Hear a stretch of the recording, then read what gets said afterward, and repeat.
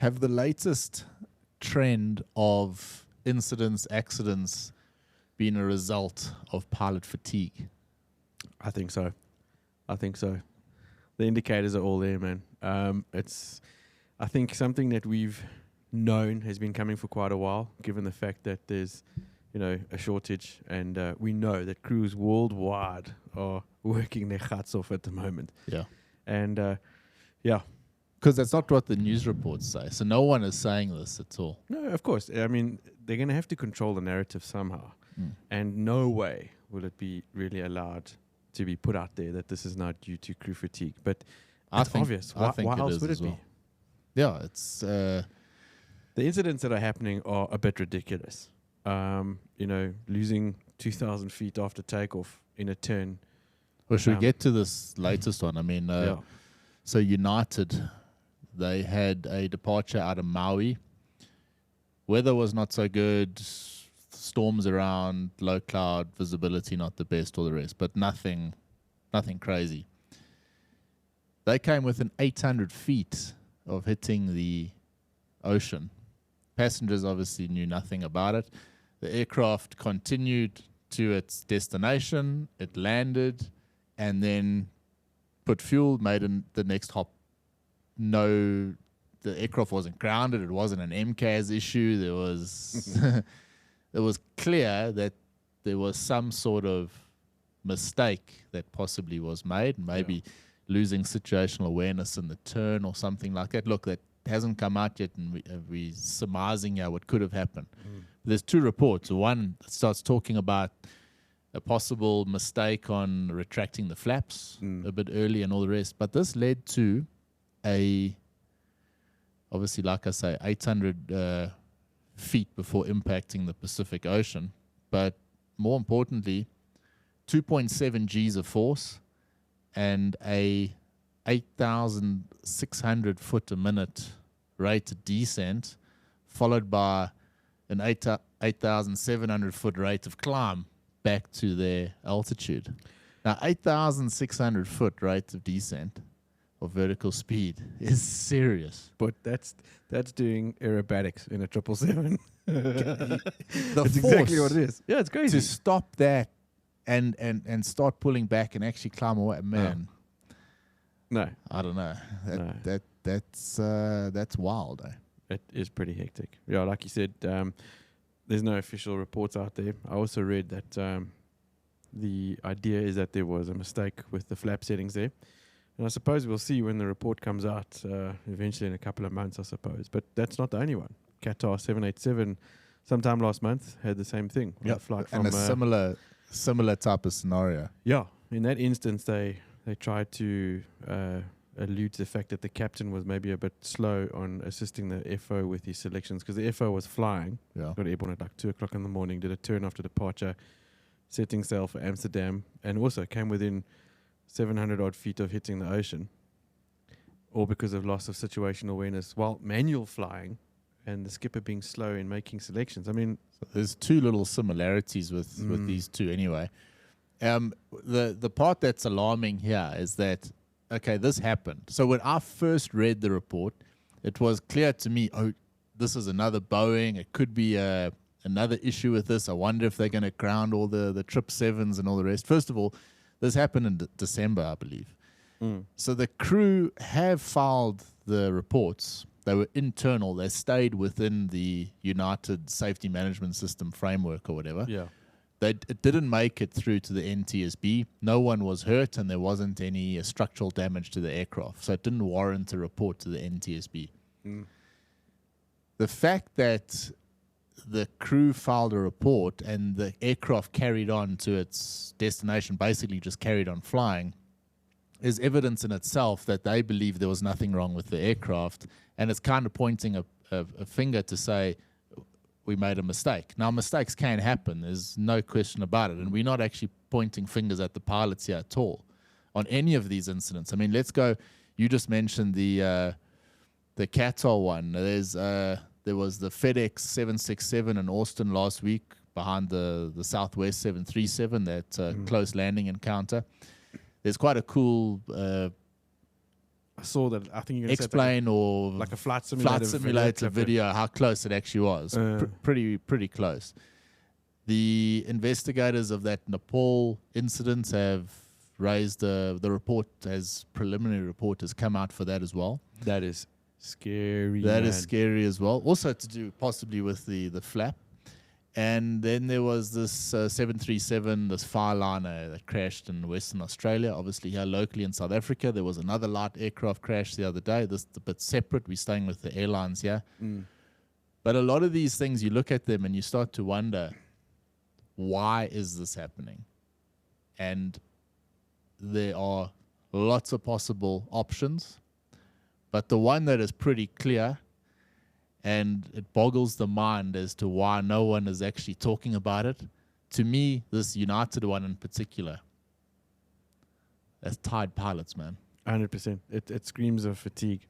I mean, it's the most obvious reason. Yes, you know, we've said in many of our shows in the past couple of months, you know, training, and pilot experience and all this kind of stuff. But that aside, works when you're conscious. Yeah, exactly. And, you know, look, as much as there are many new pilots entering the industry and guys getting trained and the training departments being under duress because there's not enough sim slots available all of a sudden, all that kind of stuff. Yeah, the main factor, I think, would definitely just be that crew are fatigued.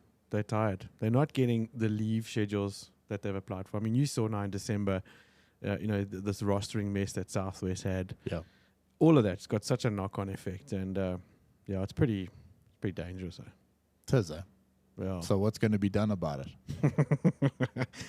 Well, the only way you can see the industry trying to make a push is there's a massive push to employ pilots. Yeah, but you can only employ from a pool. Exactly. You can only employ from a pool of pilots, and if you're looking for a specific amount of experience or skill set, the majority of pilots are in positions of work at the moment. So other than companies poaching from one to another, we're seeing it here locally in South Africa.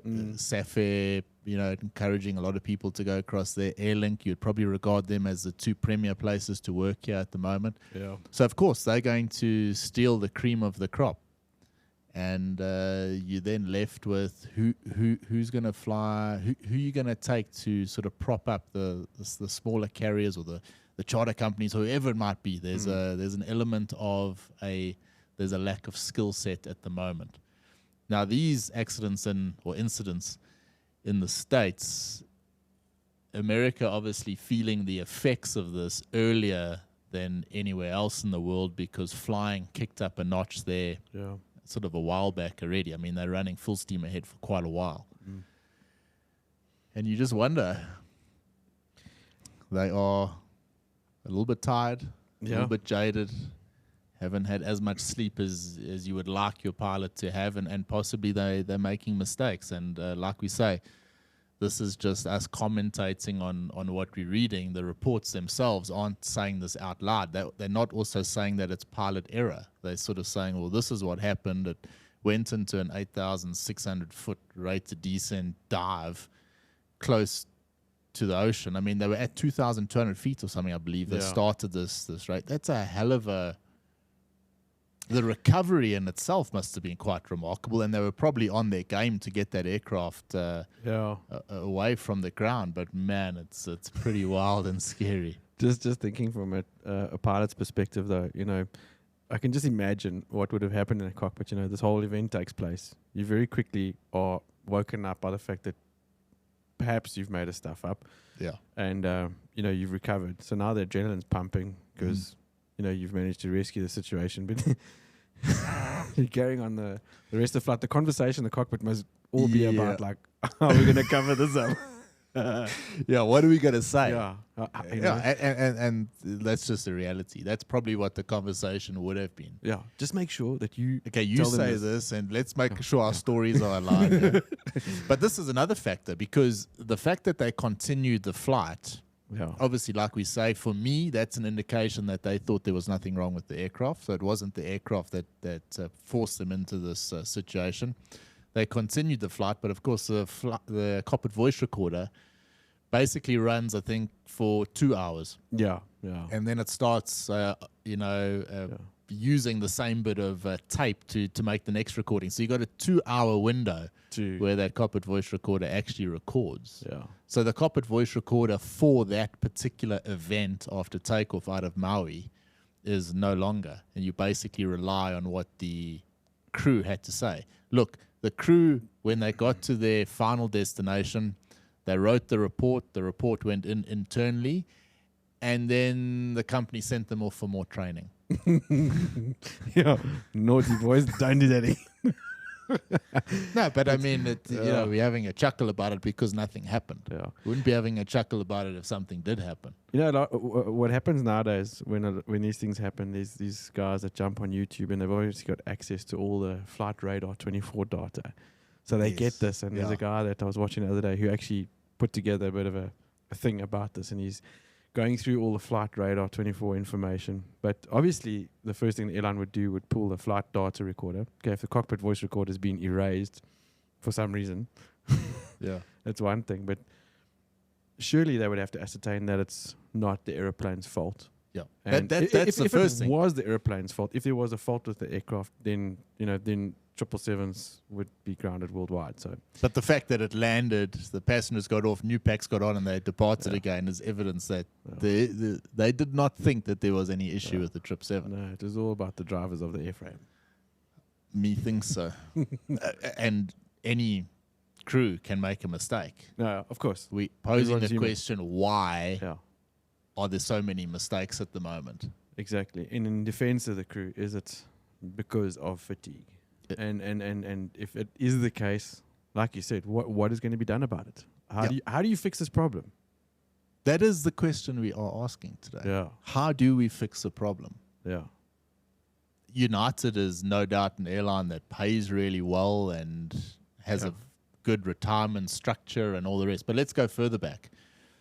So COVID happens, everyone panics, and the world comes to a complete shutdown. The airlines obviously are heavily affected. And what do? They go and offer these packages to a lot of their pilots and say, look, we can't afford to keep you anymore, so please leave. So a lot of the experienced sort of 60-year-old to 63-year-olds, they decide to take an early package, and off they go. That includes a lot of senior captains. It includes, training captains, all the rest, gone. Yeah. So now you're in a position where, you've got this whole fatigue issue, but you've also got mass upgrades from the right seat to the left seat as well. So if you're going to take guys internally, right to left, but you've also got a lot of fleet changes. Yeah. You got guys that were on a lot of pilots that were on the MAX got moved to different fleets and all the rest. So you've got a possible deficit in experience on the particular fleet that you're flying, which is clear, not easy to change fleets. Yeah. So you've got that combined with the lack of the older experienced guys that were once there are now gone, and you've got the fact that nearly every airline in the world is flying its pilots to the absolute maximum limit. Yeah. And that is a possible reason why every single week you're reading reports where you almost read this and you think, but what is this report saying? It's like, it mentions that the 777's got 7 flap lever positions, and it could have been because of that, and they made a mistake. Yeah. The fact that they got sent for training very different conversation. Yeah. If they reacted to that a second or so later, because at 8,600 foot a minute, if you react a second later, you're in the ocean. Yeah. Then it's a different story. No, look, it was a safe outcome at the end of the day. The guys, did what they were supposed to do and got their airplane on the ground safely again. So, kudos to them for that. But so Billy Nolan, the FAA acting administrator, he sent out a memorandum to FAA Management Board with an explicit safety call to action. So the blunt message acknowledged the aggregate safety of the U.S. aviation system and stated, we cannot take this for granted. And they're now establishing a formal safety review to examine the U.S. aerospace system infrastructure, culture, processes, systems, and the integration of safety efforts. So it's obviously been viewed now as, look, these are happening far too often, and we've got to stop this before it becomes an incident or an accident. The fact that America is having these sort of issues first, they're so busy there. I mean, if you speak to some of the pilots that are flying there regionally and the long haul stuff, they are so busy. But remember, they got back to action far earlier than the rest of the world. So it's no surprise that it's happening there, and it might filter down to other airlines. No, exactly. I was fortunate enough to catch up with a mate of mine the other day who lives and flies in the States at the moment. He's a corporate pilot, so not too much to do with the airlines. But, again, you chat to someone like that and you get a sense of how big the States really is. The other thing that's getting these guys is they have to move around. You mustn't discount the commuting, the distance that the guys have to do. The distances like they have to fly just to get to work, to sign on. It's pretty taxing, and I think that all adds up to it. It does play a role, there's no question. Yeah, man. Not like here in South Africa. The furthest we'd have to commute is down to Cape Town. Yeah, which is a 2 hour a non-event. Exactly, but yeah, man, it's quite something, and I hope that they get to the root cause of it sooner rather than later, before we see something drastic happen. Yeah, they get to it before it actually becomes a problem. Yeah, because like a while ago, I mean, we were seeing a lot of these ground incidences. Oaks attacking into light poles and, buses and that kind of thing. There was a lot of that, but it seems to be just upscaling a bit now. And it's reached another level. And I mean, this one, it is very, very close. 800 foot on a 777 above the ocean is a serious one. So we asked the question today. Send us your comments. Let us know. And the guys with a bit of experience, I'm sure, will weigh in. And whether it is fatigue or not, I put my money on fatigue. Yeah, I have to agree. It's the only plausible explanation right now. International news. Boeing eyes a $24 million logistics center in India after a major Air India order. This is big. So I was doing a bit of research the other day to have a look at the Indian market, the growth of the Indian market. It is on another level compared to anywhere else in the world, including China. It's crazy though, because Air India itself was like on the rocks a couple of months ago. Like SAA. So what's happened? Well, the Indian market is very, very different compared to the rest of the world. So you've got this recovery in the rest of the world, basically this post-COVID recovery and everyone trying to be back to normal. If you look at us here in South Africa, it's created a shake-up, but ultimately the market that was there is the same market that you've got now, different airlines vying for the same passengers. So, right, you might not have SA Express and Mango and SAA, but you've got a pretty even amount of the amount of passengers that you could have flown in 2019 is relatively similar to the amount of passengers you're going to fly in 2023. Yeah. So it's just that the airline shake-up has created who's flying those passengers. But India's on a different level. You've got the recovery from COVID. Remember, India was quite heavily affected by the whole COVID shutdown and all the rest. But you've also got this massive growth of the financial market there as well. So you've got all the old passengers with the shake-up of the airlines, and you've got these potential new passengers. So much so that, Boeing are going to put up a logistics center there. Remember, India was a big Airbus stronghold. 320s in India like you can't believe. So Boeing obviously looking at this as an opportunity to get their way in, and this logistics center obviously helps with maintenance and spare parts and all the rest. But they, like us, and I'll be honest, if we have to shift the podcast a little bit into a particular market, for me it's the Indian market, no question. We started tapping into that Indian market in 2020, having a look at it. Quite a massive following there. And we picked up a decent, and that in itself was a bit of a highlight that, hey, this is a big market. The Indians like our podcast as much as we like their curry. Yeah, exactly. yeah, you and I are big supporters of Indian food. 100%. So we could easily do a show about Indian aviation. But it is remarkable because it's the one. It is such a big market. it's in this recovery phase, and there are just so many more people to fly around today compared to what there were in 2019. Yeah. So they've just got this exponential growth, and it's going to be absolutely wild. Keep your eye on that Indian market. It's going to be big. Yeah, look, it's great to watch. 15. The expected to place orders between 1,500 to 1,007 aircraft by next year. That's the Indian aviation industry. 1,700 aircraft by 2024. As for India, with both Airbus and Boeing investing heavily in its aviation industry and setting up big facilities, it's going to be interesting to witness the rapid growth of what expected to be the third largest market internationally. It's big. Crazy. Huge. On a slightly smaller scale, but Airbus and Boeing are not missing out on the opportunity, pitching to Uganda Airlines ahead of an aircraft order. So Uganda basically came out and said, we need more aircraft.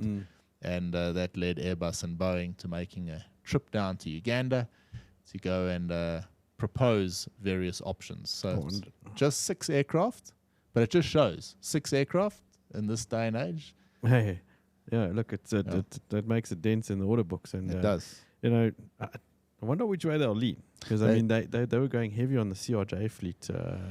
Yeah, they're looking for a mid-range jet to bridge the gap between the Airbus 330-800 and the 4 regional CRJ 900s.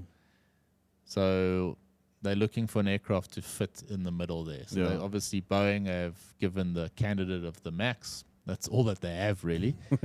And Airbus, obviously, the 320neo family. And, importantly here, the 220. So the 220 actually fits in there because it's got that longer range than the 900. Yeah, exactly. And obviously a lot smaller than the 330. But the big thing is to be able to, I believe, fly these aircraft to Dubai. That's going to be the... I suppose that makes sense, you know, given the location. Yeah, 220 would work. I think so. The 321 Neo and the 321 XLR, they've got so the XLR would offer an option for the long range stuff where the PAX demand is low. So if they would ordinarily use a 330, but the demand on that particular sector or that particular flight is low, they could use a 321 XLR.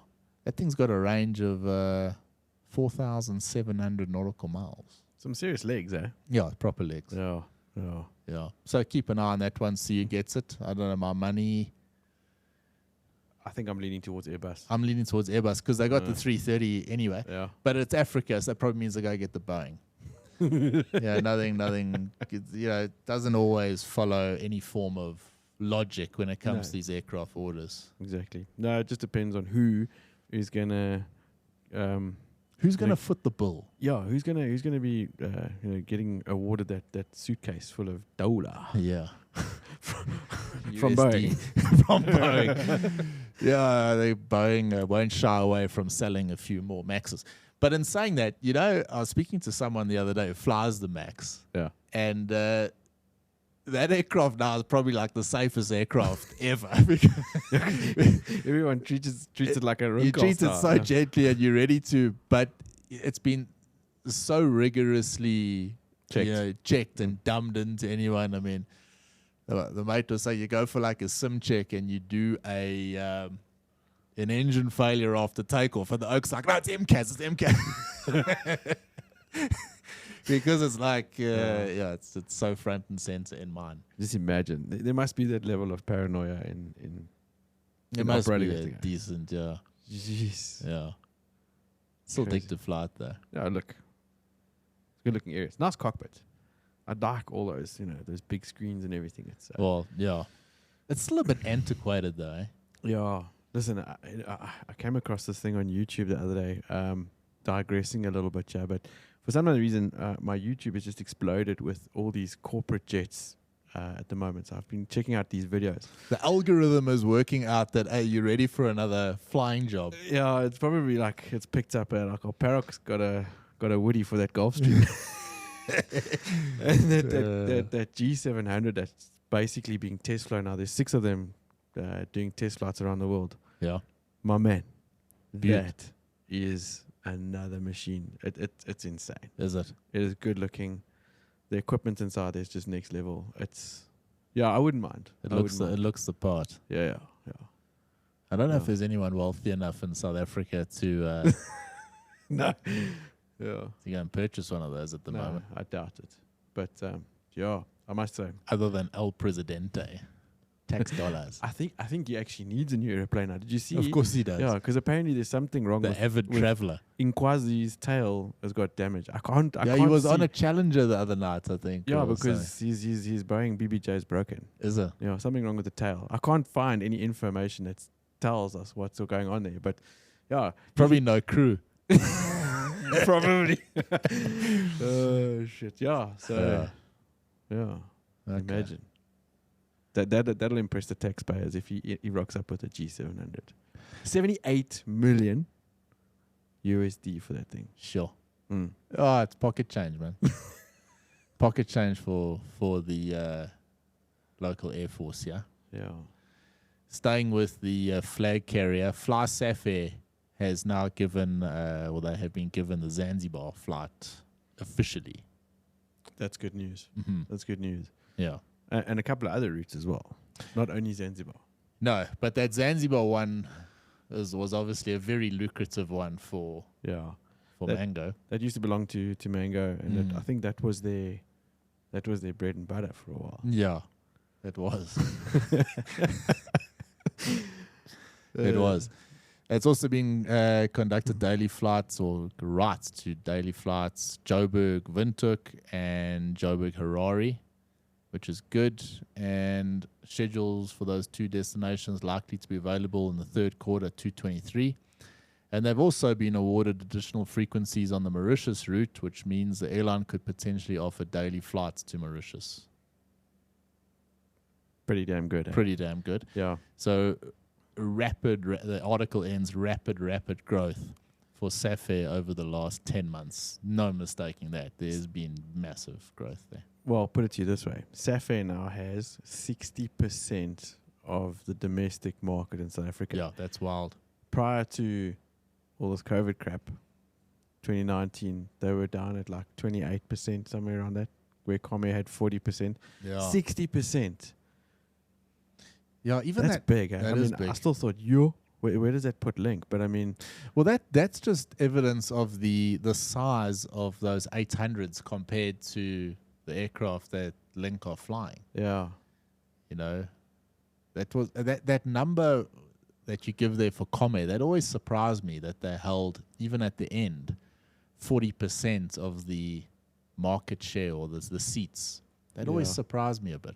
But now that you mention it, I suppose it was the gauge of the aircraft. It's the gauge of the aircraft. That's I mean, that aircraft is significantly bigger. They're basing it on the capacity and the amount of seats available. Exactly. That's why, I suppose, as much as like an airline like Comair would fly, you know, you can do 1,000 trips a day to Cape Town, but on smaller airplanes, your seats still won't match up to the amount that are 70. Yeah, it's okay. That makes sense. And it's good when the likes of Comair, as an example, if you don't sell that many tickets and you still do the flight, the chances are that you break even or do even better on that flight, obviously a lot higher than on Safair, as an example. So Safair, obviously, market research on what routes they do, what flights, how many times a day, and what time of the day has a much bigger impact when you're flying those 800s around. I mean, remember Spoories on their... You know, how many times did you position to Cape Town on a 330 or a 340? Business class. I mean, you wonder. I mean, obviously, if it has to do with positioning an aircraft is one thing. Yeah. But the gauge of aircraft makes a massive difference when it comes to that's why I was breaking even. I was just about to ask you the same question. Is in what then makes the difference? Is it capacity or frequency? You know, I wonder which way is the better way to go. Well, frequency is good for the market research is pretty clear. The people in South Africa enjoy flying on Airlink. Yeah. And I'd vouch for that for a few reasons. One, when you go onto the website, you got a big option of when you actually want to do the flight. particularly when time is a factor. So if you're going down on a holiday or something and you've taken 4 days of leave, you don't want to have a look at when is the cheapest flight. It might be at 4 o'clock in the afternoon of your first day of leave. You actually want to have a wide range of choices. So the frequency for me on Link is one thing. Obviously, they fly to a lot of destinations. That's another story altogether. But passengers enjoy the fact that when they look on the website, there seems like there's a lot of options. Yeah. In saying that, looking at the websites last night, there's a hell of a lot of options on FlySafair as well. Look, I'm biased. Always look Joburg to Cape Town. My mom and sister are there. But that makes sense. I mean, so other than you're going to go to Durban, but nowhere else here overly interests me at the moment as to where to go and visit. So huge amount of options on Safair as well. But gauge your aircraft, big thing in terms of how many flights are available. Big thing in terms of passenger comfort as well. Yeah. Something that is spoken about a few times, but I enjoy that. I'm a bit biased because flying the RJ for all those years, but 2-2 layout and also the DC-9, the MD-80s, the same thing. That 2-2 layout is no, it's nice. It's particularly for the frequent traveler. I mean, it makes a big difference. 100%. For the guys that are doing a lot of business travel that can't afford their own business jets yet, they're definitely going to look at that kind of thing. Particularly if the seat cost, the cost is not massively different. Yeah. So FlySafair are a low-cost carrier. Right? They're the only low-cost carrier in South Africa. Yeah. That's a major, major thing. If you want to buy a ticket and you want to fly somewhere and you're on a budget, you're going to buy a ticket with a low-cost carrier. Yeah. Makes sense. Hey? Who are you going to fly with? No, of course. You're going to fly with Safair. Yeah, absolutely. The product is really good. And even if you're not a budget traveler, you might choose Safair because they might be your carrier of choice. The links and the lifts are looking at a slightly different, and the semis a slightly different customer. But Safair is in a bit of a market of its own, and that's why this rapid growth is on another planet.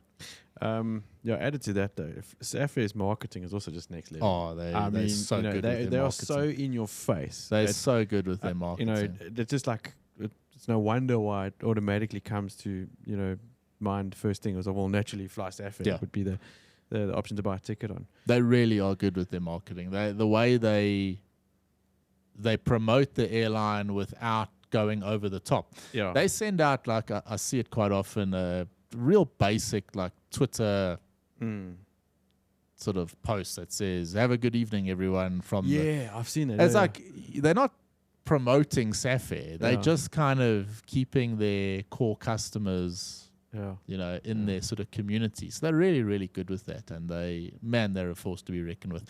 That's why I always have a bit of a chuckle with these things like, now, Mango takes its battle to court. So, I mean, the future of SA... Now, I'm like caught between a rock and a hard place in this one, because let me read it to you, Ryan. You make a comment on what you think. Okay. So start off with a clear frame of mind.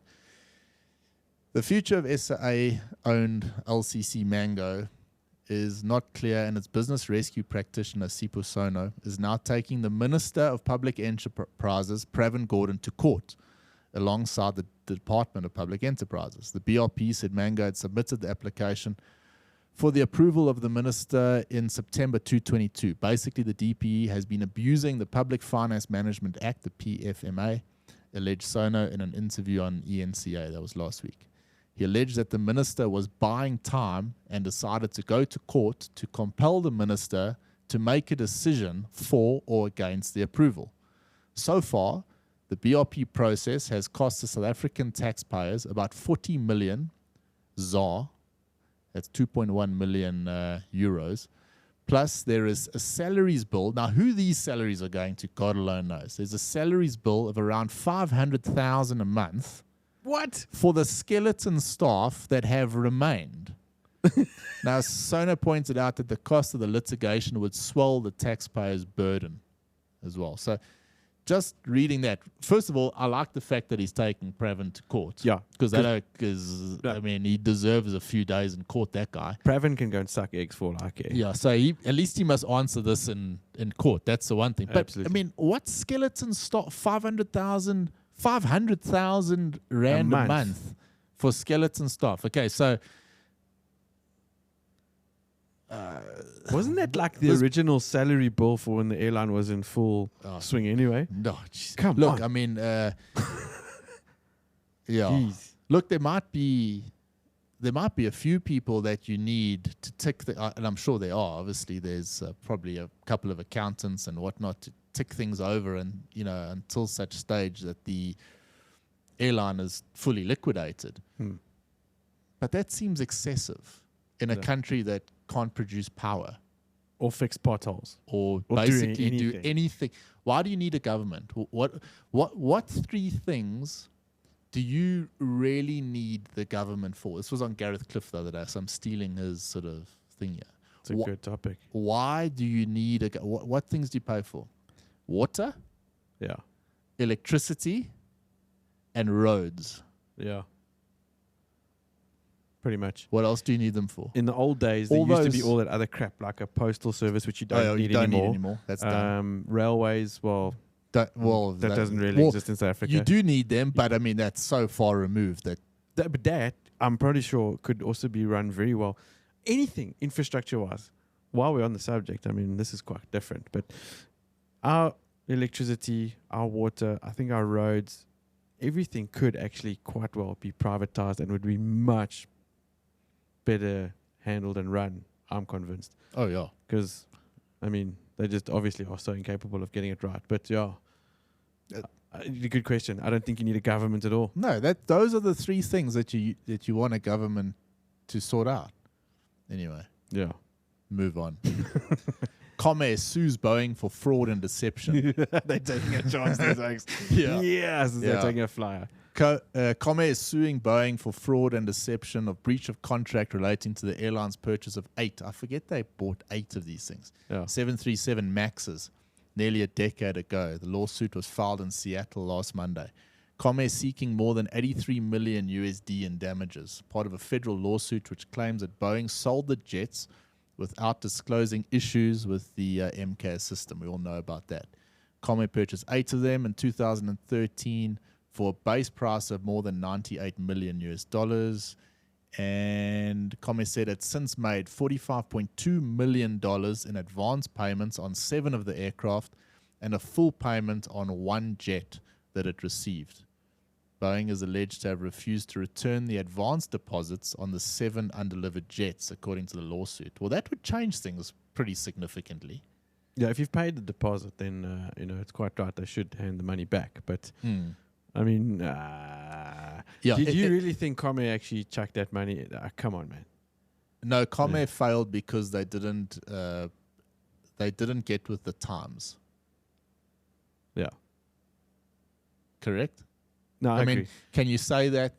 I mean, keep an honest view on what you think. I mean, Comair was operating a good product for many, many years, but the product they were operating at the end was an outdated product, probably competing more with the likes of SAA than the likes of these Safairs and Airlinks that were busy changing their models to comply with the latest kind of trends and things. Yeah, I know. They were a little bit caught in their ways. They were very antiquated, 100%. So quite top heavy, and they had this whole thing. However, when you look at that and you say, if they paid deposits on those 7 aircraft and they didn't get those deposits back, it's pretty significant. Then that's what I'm saying. Then it's evident that that was like the nail in the coffin for sure. The nail in the coffin.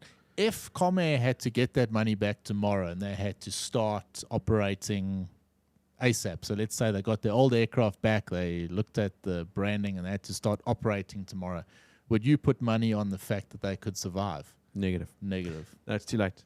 It's too late. Safair, Link, Lift, Semi, all of them. The guys have come in heavy. They've taken up the scraps and they've left nothing for no one. And it's dog eat dog out there now. So you're going to go and try and scrub up against Link or Safair, start an airline now, or resurrect one of those dinosaurs. You're going to struggle. Agree. SAA have come out with this article that how's this?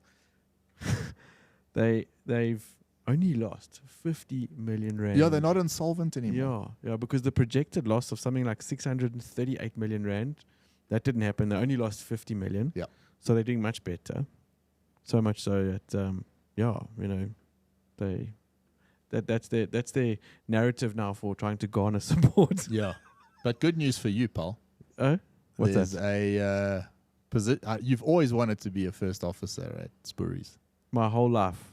There's a permanent job position, location South Africa, province Gauteng, job purpose. They want you to join the SAA family as a first officer. Okay.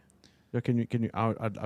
You got my interest now. All right. So finally, the opportunity has presented itself. Sorry, you're not going to make it. They need matric results, bro. Oh shit. Okay, They also need aviation training records and a summary of the aircraft types flown. Okay, let's see if you make it. Just certified copies of the following matric, all the rest, SA identity, blah blah blah.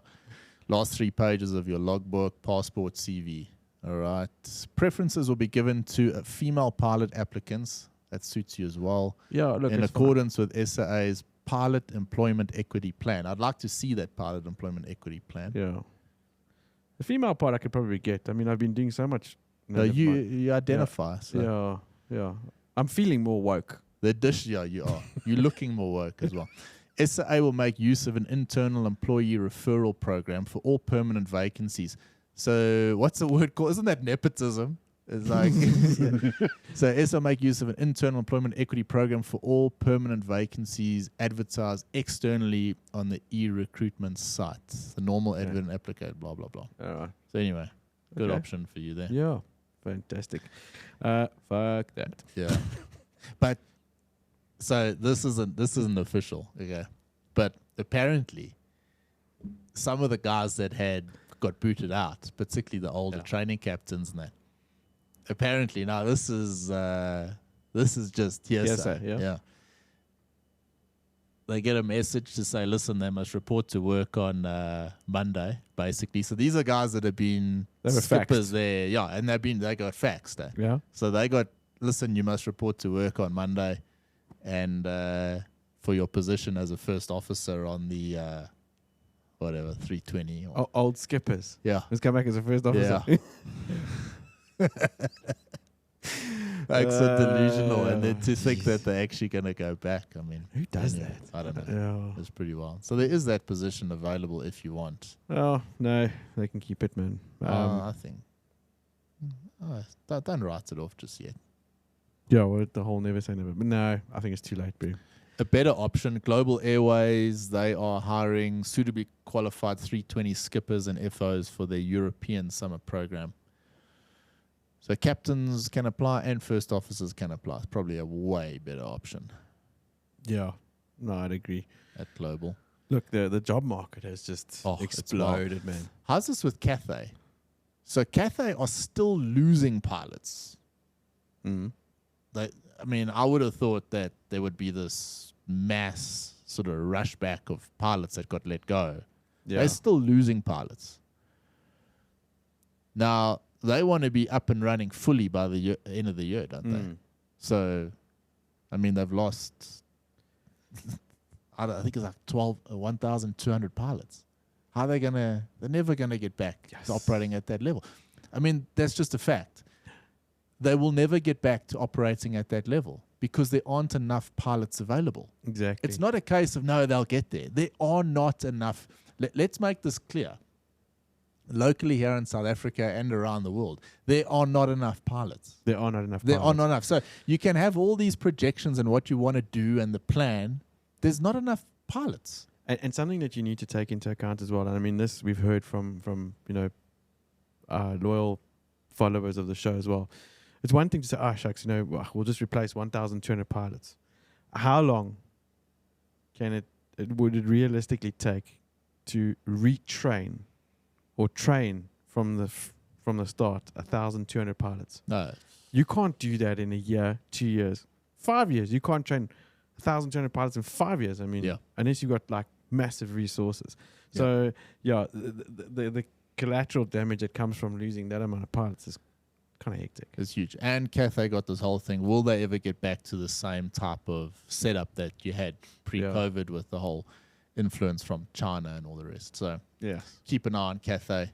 Yeah. Things are better there, but they're certainly not 100%. Positive news from Cathay is they are coming back to Joburg, I think, as from, was it August? Maybe earlier. I'm not May, something, not sure. I can't remember. And it is a legit airline to fly with.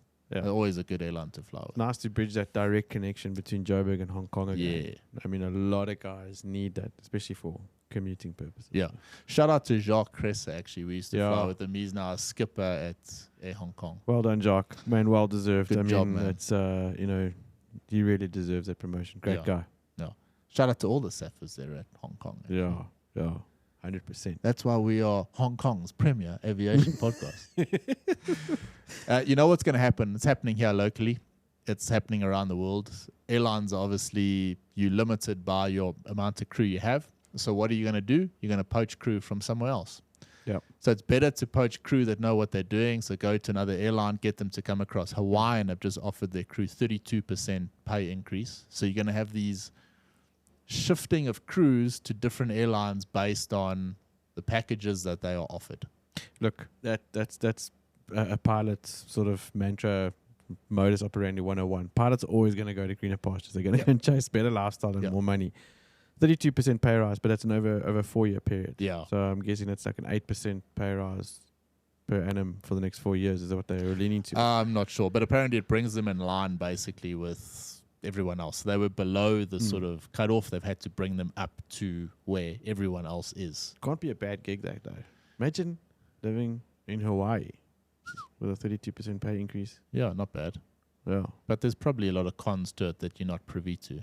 Like what? I don't know. Like living on an island. Drinking cocktails. Pina coladas. On an island. Uh-huh. Yeah, I'm not seeing the cons. Not seeing them. Oh, shit. All right. Final story. What should we talk about? Well, look, the Royal Eswatini. Yeah, that's the one I have, yeah. Yeah, they're just about ready to launch ops. And it's been a long time coming, but they're there. They've had a lot of red tape to jump through, a lot of hoops to get sorted out. So it'll be exciting to see those guys get up and running. I mean, we've trained a lot of their pilots, and I know that they've been chewing at the bit to get going. Yeah. So shout out to them, and I look forward to seeing them start up another operation, and let's see how it goes. Yeah, so their IATA designates a code as Romeo November and ICAO Sierra Zulu Lima. Yeah. Keep a lookout for them. Call sign Eswatini. That's it. They got 2 145s from Hop. Oh, the ex-Hop Aries. That's cool. Yeah. Yeah. Pretty cool. So you've probably seen those on the ramp there in Morlaix at some point. Yeah. Good old Morlaix. Yeah. Do you miss those days? Funny enough, I was actually chatting to Marnie earlier and I was saying, I really do miss those Morlaix trips. Every 6 months, head out there. It was... They came about at the right time. Yeah, man. It was fantastic. And listen, nothing beats a 1664 Kronenberg draft. No, it doesn't. Or 10. No, those were really good beers, those. Yeah. That whole coastline there in France. Not the worst place in the world to visit for sim training. Listen, man, we were spoiled, We were spoiled. We had it so lacquer. Yeah. Enjoyed it. Yeah, I missed that. Enjoyed this. Listen, this was fantastic. But I had great fun today. Thanks, pal. Take it easy. Good weekend ahead. What did you think of the fight, by the way? Oh, I loved it. That was intense. I mean, yeah, it was... I was pretty bummed for Volk because I was convinced that he had it. Yeah. Two schools of thought on it. Obviously, some guys say he was robbed.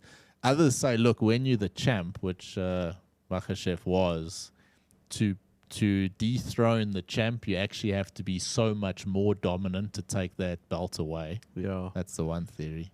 Watching that fight, I almost got this. Do you remember the movie Rocky 4? When old Rocky was fighting old Drago? Yeah. And then that whole stadium was just they're shouting for Rocky and everything, and then we need to go and fight in Russia. Everything was about Drago. Yeah. Wasn't it a bit the same? It was. I mean, that How's that arena was just atmosphere there in it Australia, was in Perth? crazy. Eh? Yeah. It was a good advert for Oz. Yeah, you could check the Aussies were amped for a fight. Yeah. Eh? Yeah. Good old Oz. Eh? Yeah. Give the guys a beer and a fight, and they're in for it. I enjoyed it. It was really cool. But I was bummed. I wanted Volk to win that one. I kind of I thought he had it. I was listening. We're gonna do this year. We'll do it with Formula One or something. But Joe Rogan, when he's got that fight companion. So he basically has this live show on YouTube, and you sync it up with the live event on the UFC, and they talk their way through it, obviously whilst having a few drinks and cigars and all the rest. But it's so cool to actually watch. So I actually did that, and they were shocked of the way the decision went. Look, Joe Rogan knows what he's talking about when it comes to fighting. He's a jiu-jitsu black belt. So, yeah, it was a tough swallow. Watching their reaction to the whole thing was amazing. I mean, I thoroughly enjoyed it. I mean, it was great entertainment to be able to see that and the fight at the same time. And I agree. Maybe we must try that, I think so. We'll do an F1 race. Yeah. And then we'll ask people to sync it up to their... I think Formula One's going to be pretty exciting this year. I think so. Lots of changes. So. Who you with this year? I don't know. I still haven't landed on that. I kind of got to... I'm going to wait for the rest of the cars to come out and then, suss these drivers out. But Ferrari did a good launch the other day. You see, they actually... Instead of just launching their car, they did a actual couple of laps. Yes. Around a circuit, so you could see it. So the cars look actually really cool. They do. Look at heart, I'm still always going to be a Ferrari fan. Yeah. Look, I'll be supporting Hamilton again. I'm sure you will. It's going to be fun. Yeah. Look forward to it. 100%. Good weekend, pal. Take it easy, Cheers, man. man. Ciao, bye. Bye.